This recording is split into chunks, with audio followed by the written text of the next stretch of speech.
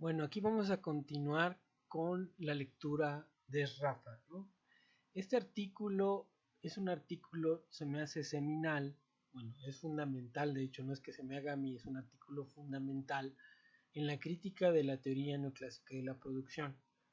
Eh, Ahorita, sí, bueno, revisando la fecha, pues creo que él escribe Rafa en 1926, me parece que este artículo, si no habría que revisarlo.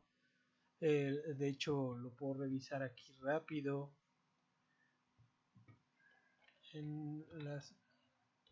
pues en el temario, más fácil. Y sí, a ver, sí, es de 1926. Entonces, este artículo lo que va a plantear es la existencia de los rendimientos crecientes, ¿no?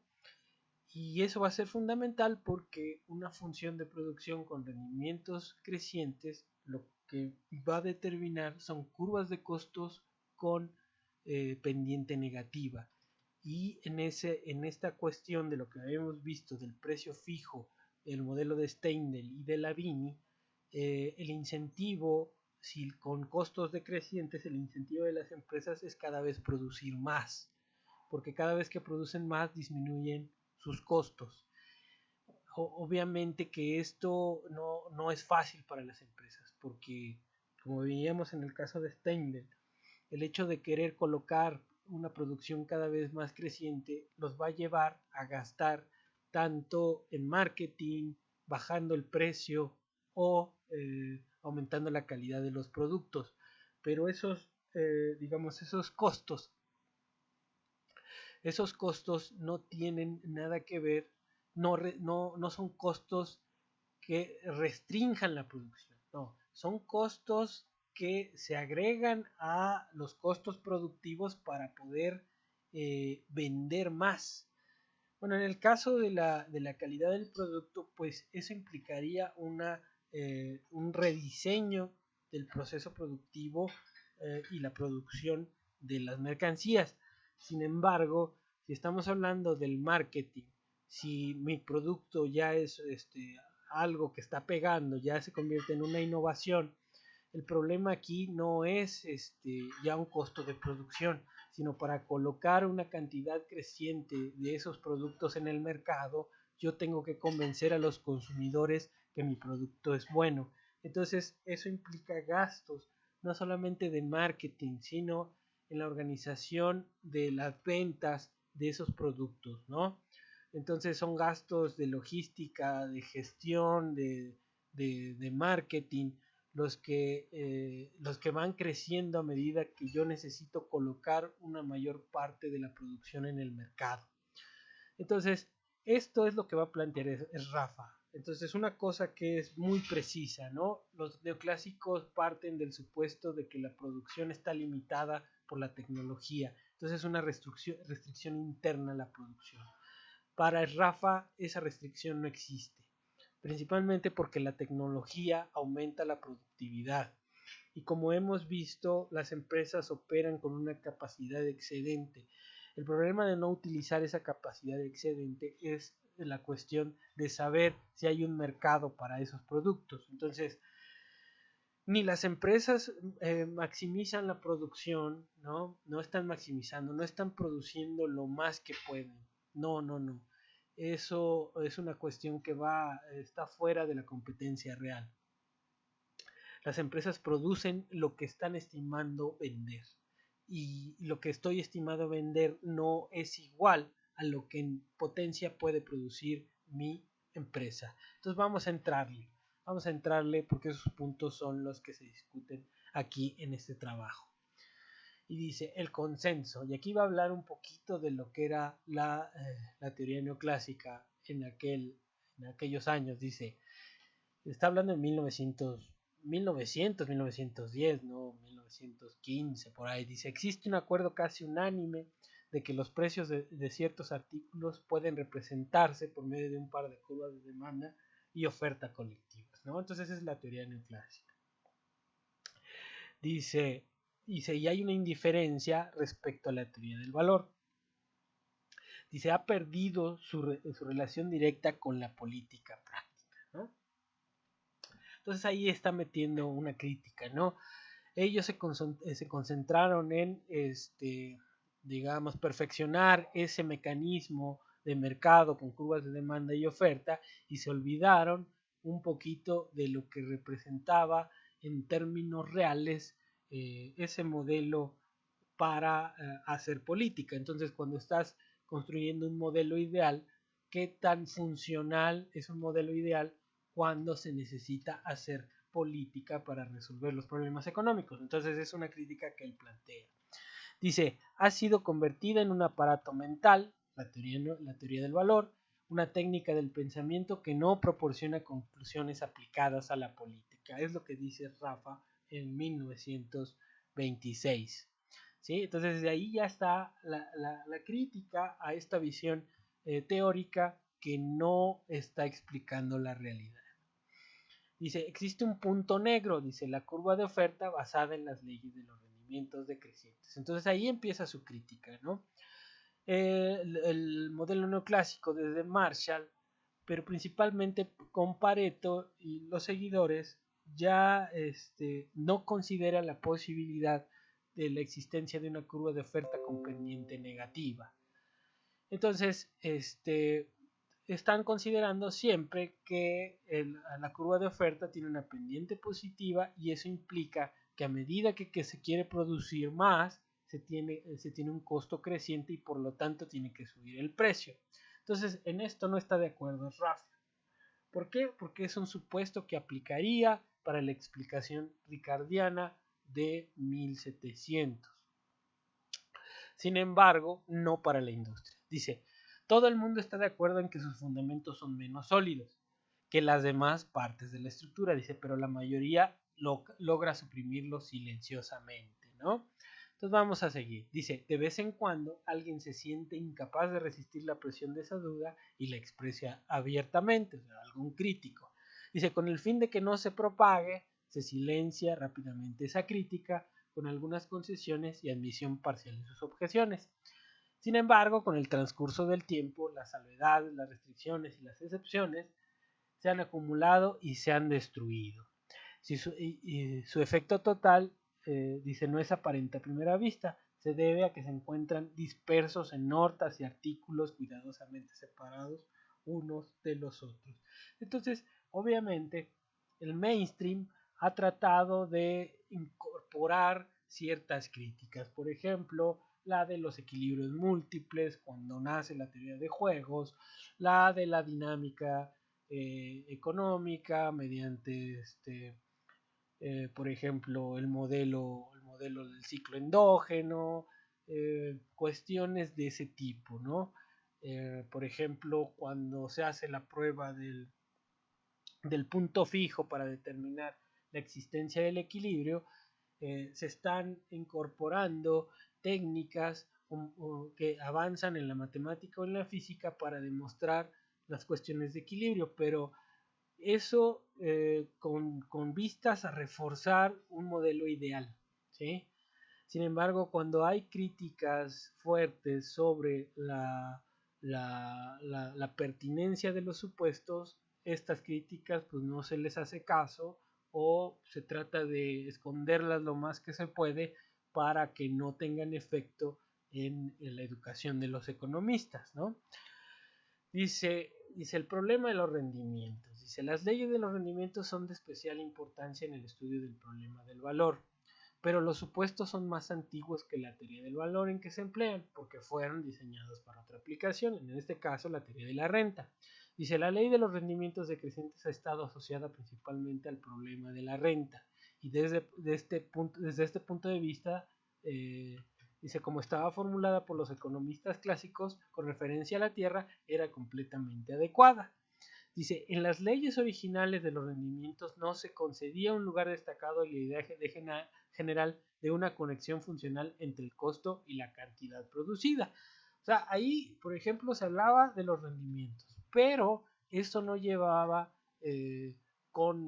digamos, no se relacionaba directamente a una curva de oferta con pendiente positiva.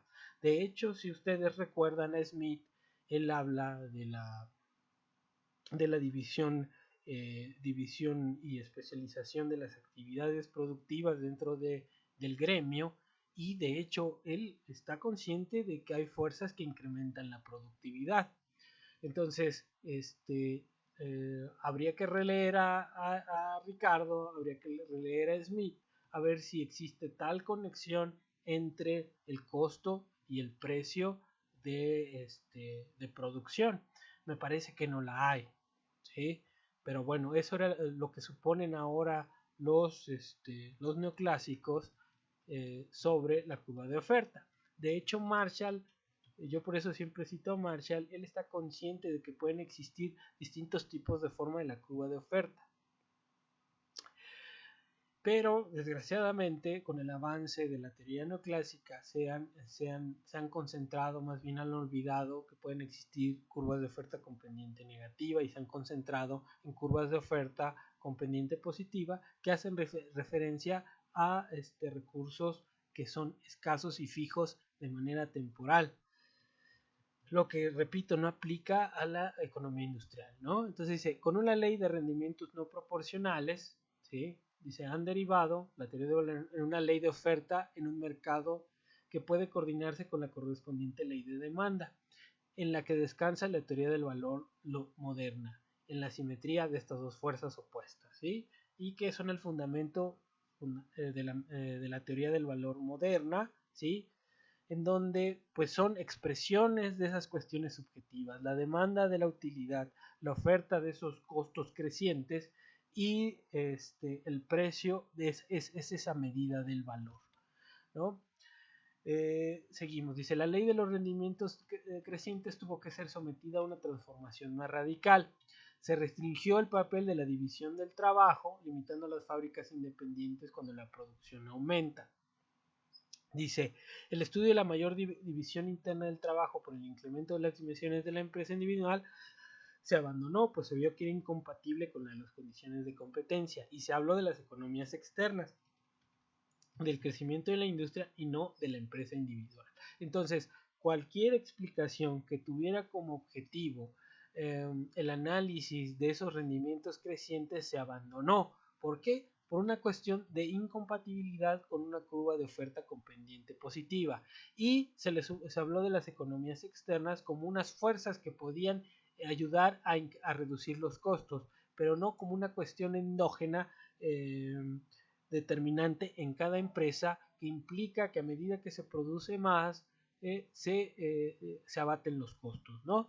Entonces, cuando más agregada sea la clasificación de industria, es más probable que los rendimientos decrecientes importen. Cuando más desagregada, es más probable encontrar rendimientos crecientes, ¿sí? Y esto también lo llegó a ver Kaldor, ¿no? A nivel industria, a nivel empresa, podemos encontrar los rendimientos crecientes, pero tal vez, por ejemplo, a nivel agregado podemos encontrar rendimientos constantes. Y de hecho, esto lo estudiaron Cobb y Douglas en su paper, en donde analizan los coeficientes de su función Cobb-Douglas.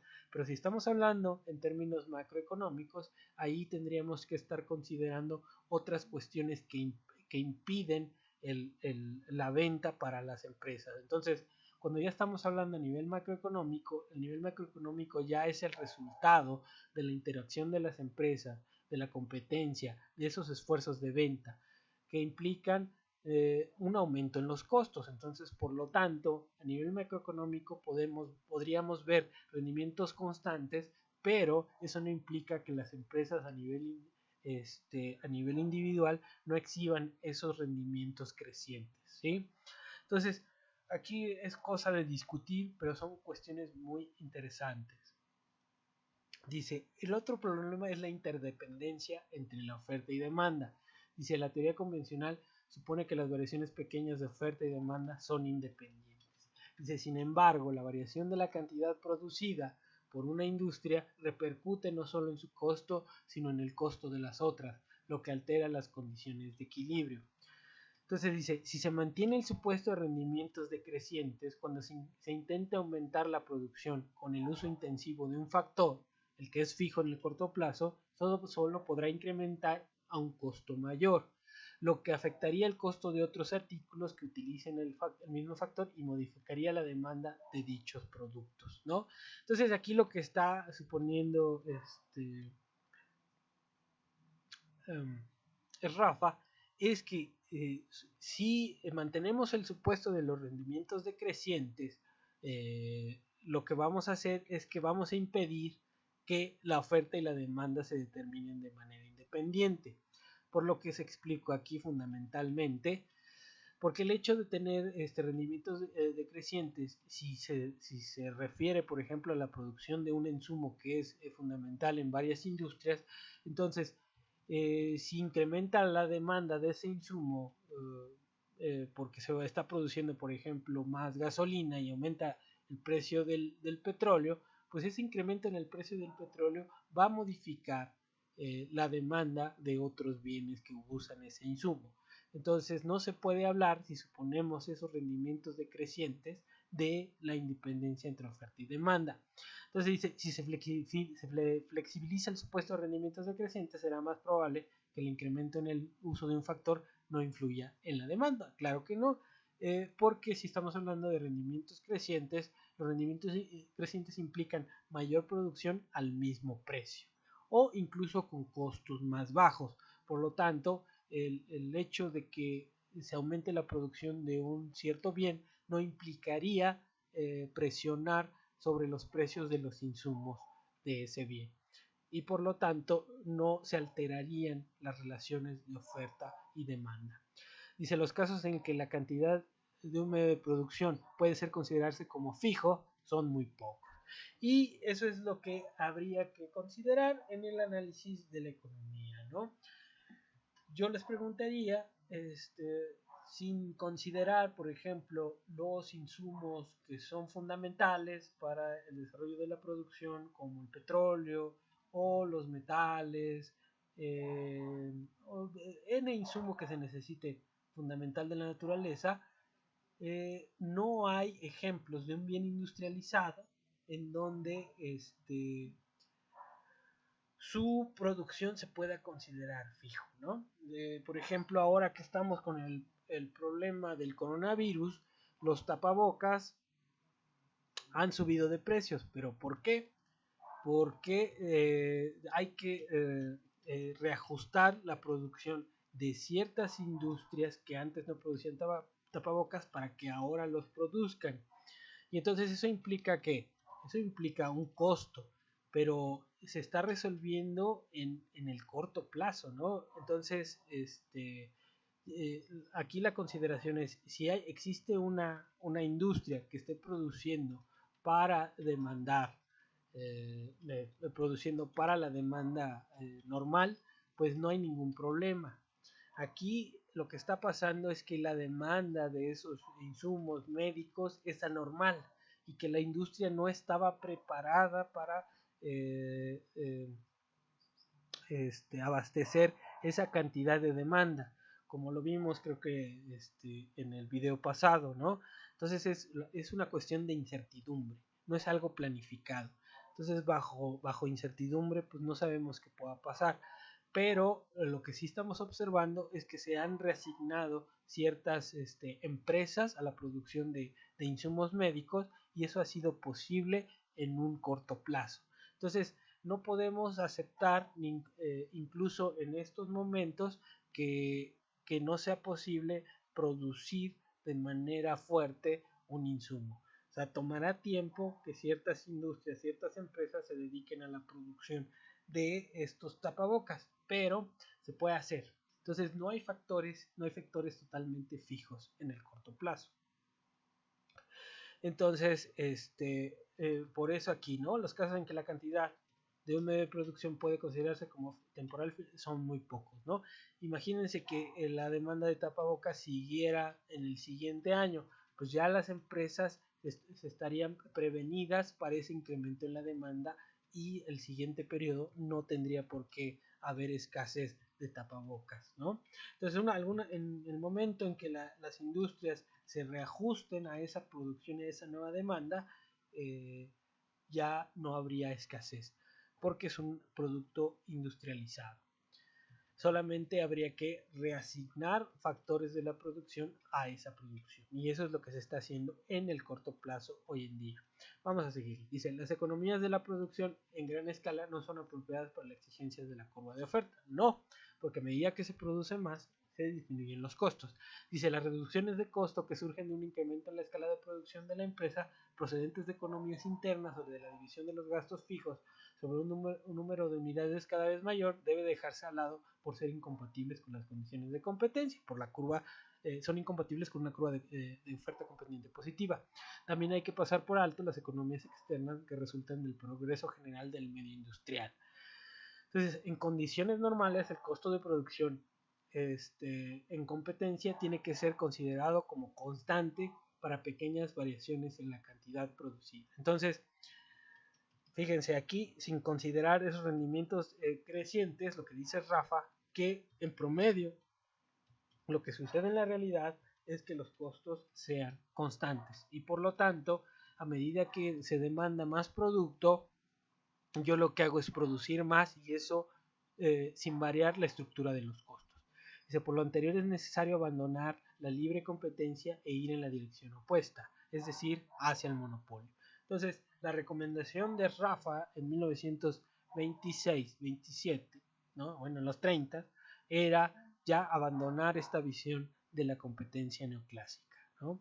Y pasarnos, por ejemplo, en estas nuevas aproximaciones, bueno, ya no nuevas, pero de Steindl-Lavini, en donde el supuesto fundamental es una economía oligopólica con rendimientos crecientes, ¿sí? Vamos a seguirle. Dice, entre la competencia y el monopolio. La teoría convencional asume que cuando la producción se encuentra en un amplio número de empresas independientes pueden aplicarse las condiciones de la competencia.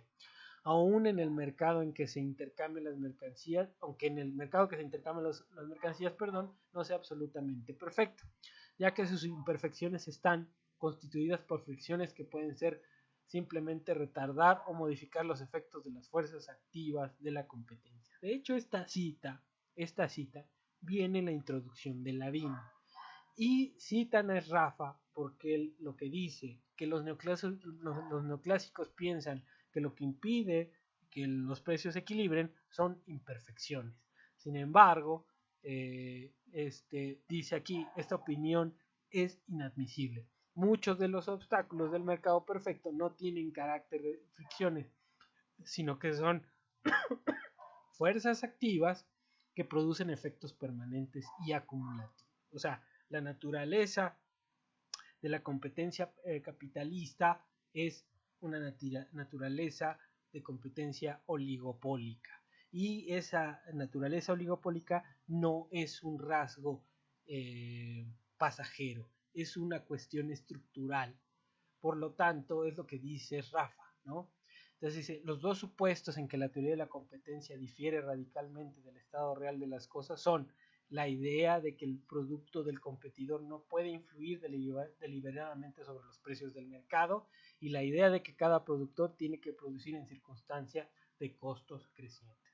Bueno, entonces el supuesto 1 lo revisamos en la lectura de King y el otro, bueno, ya lo hemos revisado, digamos, en términos de la cuestión de los rendimientos crecientes que nos producen curvas de costos decrecientes, ¿no?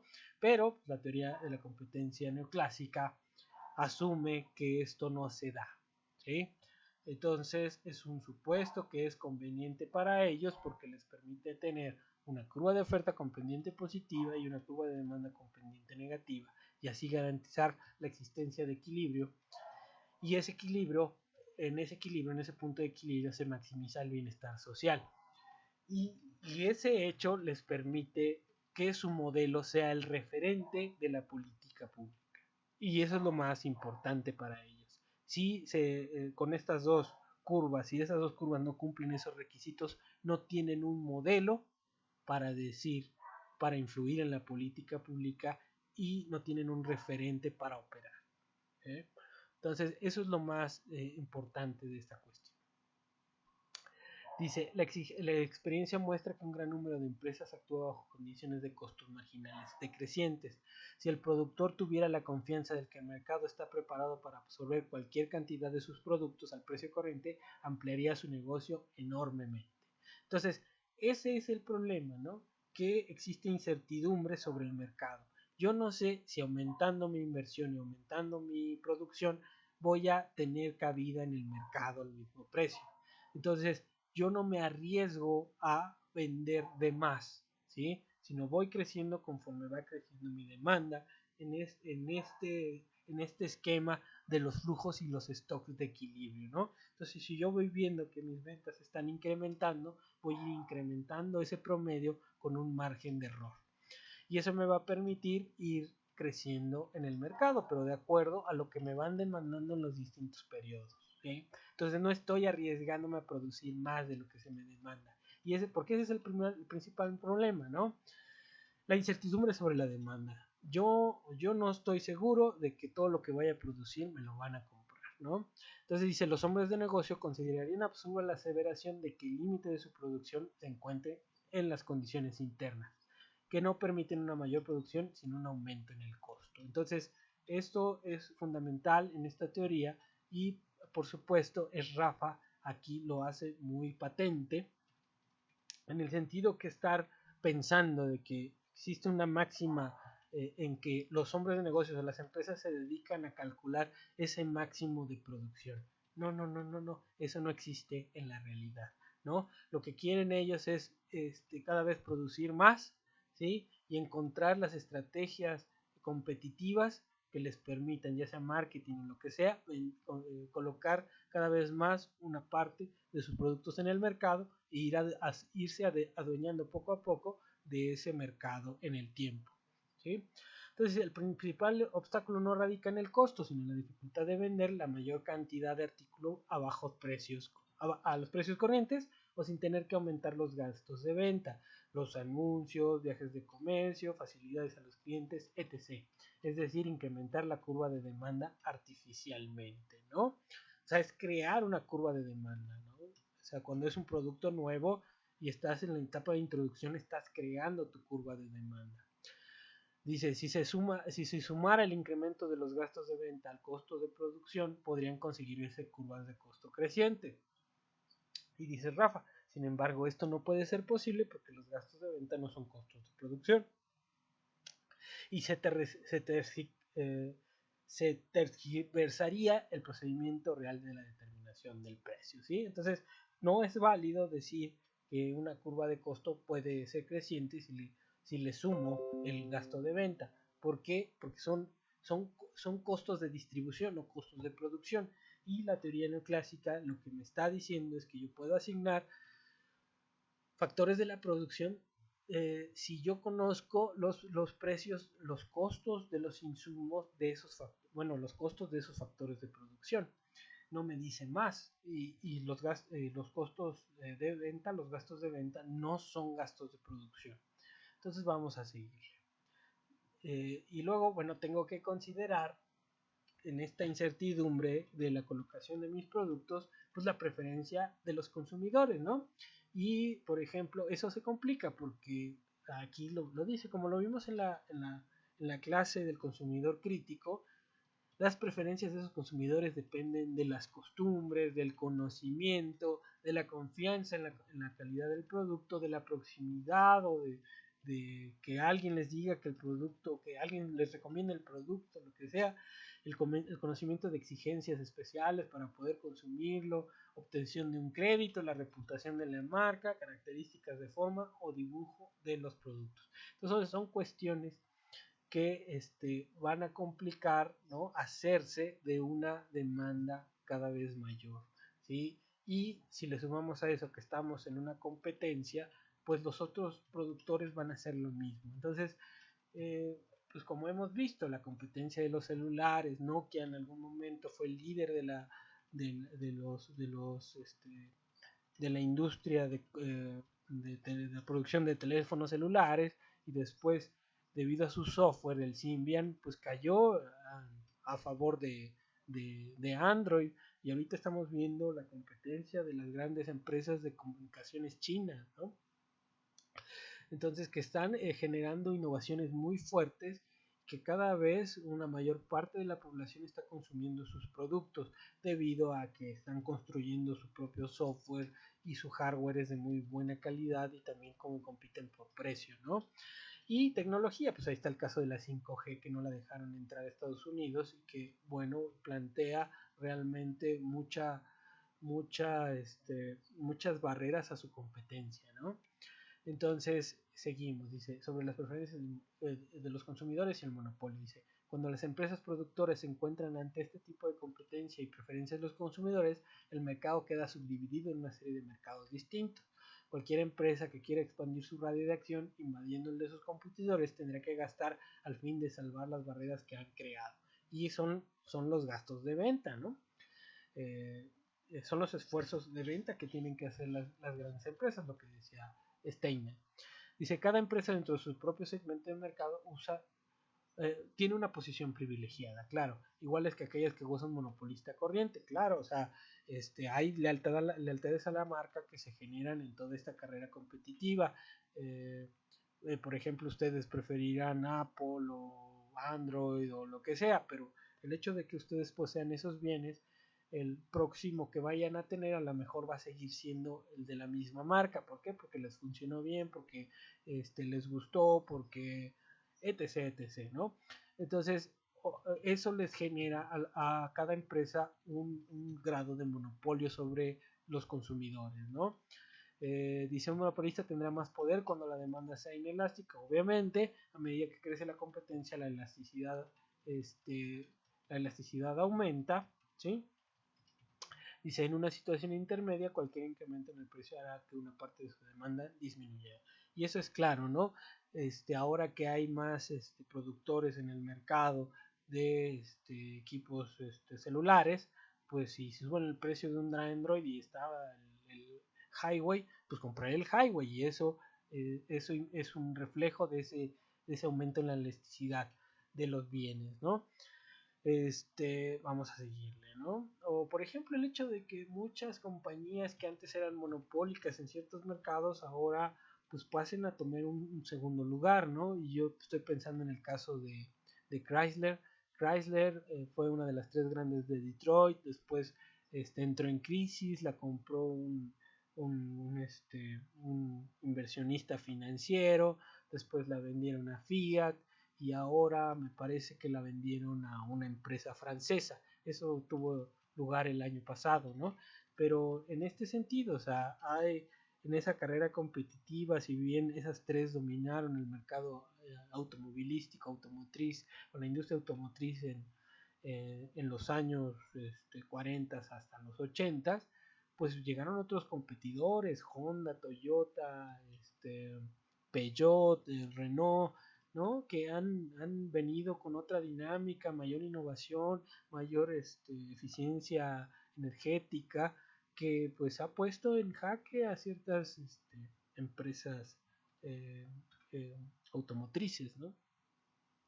Entonces todas esas complicaciones hay que considerarlas en la realidad, ¿no? Y por eso aquí Rafa plantea esas complicaciones que tienen que ver con el hecho de que yo pueda, si bien tengo rendimientos crecientes que implican que puedo vender cada vez más, pues la propia competencia y esos cambios en los gustos de los consumidores implica cada vez más gastos para yo poder realizar ese incremento en la productividad, que se relaciona mucho con lo que decía um, ay, um, Joan Robinson, ¿no? Cuando decía, si bien las fuerzas de la productividad son la tecnología, pero también la demanda, ¿no? Si yo en potencia puedo producir 100,000, pero si la demanda es de 100, pues no se va a liberar esa fuerza productiva, ¿no? Entonces siempre hay que considerar todas estas complicaciones cuando se quiere vender, pero lo importante es que no existe ese límite interno a la producción. Los límites a la producción son externos a la empresa, ¿no? Entonces vamos a seguirle acá. Dice, al respecto Marshall escribe, dice, cuando consideramos un productor individual, tenemos que acoplar esta curva de oferta no con una curva general de demanda de su mercancía en un mercado amplio, sino con la curva expresión de demanda de su mercado privativo, ¿no? Y Marshall lo reconocía, Marshall reconoció muchas cosas. Dice, el equilibrio depende que los beneficios esperados y de la libertad y de la lealtad de los clientes bajo incrementos o disminuciones del precio. Hablar de un precio general podría darse en el caso de la organización productiva de diferentes empresas en la que sus mercados fueran semejantes, ¿no? Dice, en este caso la acción individual de una empresa influirá en el precio general y casi será igual al fijado por una asociación monopolista, ¿no? Eso es lo que explica Rafa. Hay que considerar el efecto del incremento del precio sobre los competidores externos, que eso es un argumento que venía desde, bueno, que lo vimos con Lavini. Obviamente Rafa escribe antes que Lavini y Steiner, ¿no? Dice, el límite del crédito debe ser fundamentalmente el que cada empresa no puede aumentar sus ventas fuera de su mercado sin tener que recurrir a enormes gastos de venta. ¿Sí? Entonces aquí lo que hay que tener en cuenta es esta crítica que hace Rafa y todas las complicaciones que plantea sobre el incremento de la producción, ¿no? Sobre sobre el incremento de la producción que está determinado por esa demanda que se está acotando por la competencia. Entonces, lo fundamental en esta lectura es otra vez decir que las principales limitantes a la producción están determinadas por la demanda y por lo tanto por los gastos que yo tenga que hacer para colocar cada vez más una producción mayor en ese mercado competitivo. Entonces hasta aquí termina esta lectura y pues sería todo. Nos vemos en la clase y revisamos todo y preguntamos lo que quieran de estas lecturas. Saludos. Me falta otra, la subo en la semana y la revisamos ese día.